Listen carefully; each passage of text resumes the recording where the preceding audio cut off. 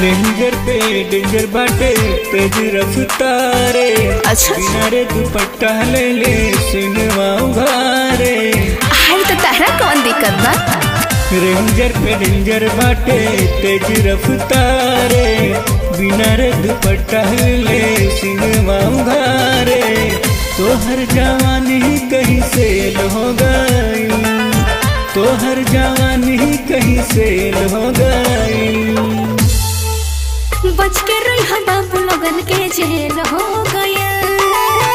हमारा चक्कर में खत्म खेल हो गया। बच के रही बाबू लोगन के जेल हो गया।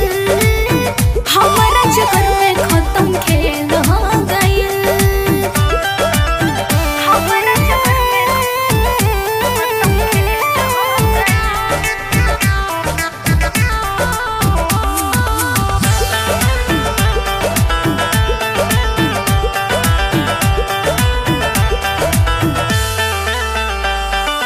गया। तोहरा चक्कर में खून खराबा मार होता हो।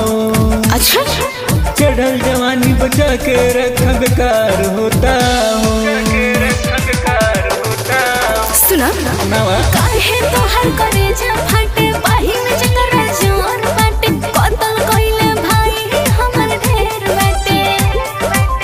घूमबू का ऐसे तू जिला जवारे। सीना दिखाई पूरा शहर बाजार।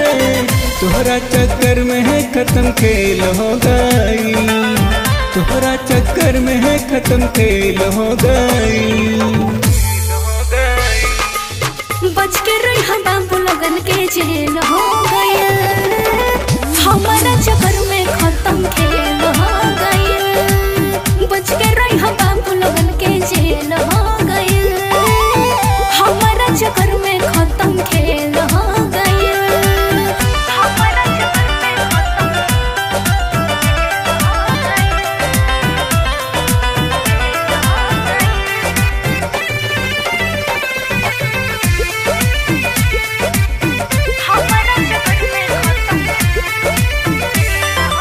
तोहरा देखी दिलवाई बीमार होता हो।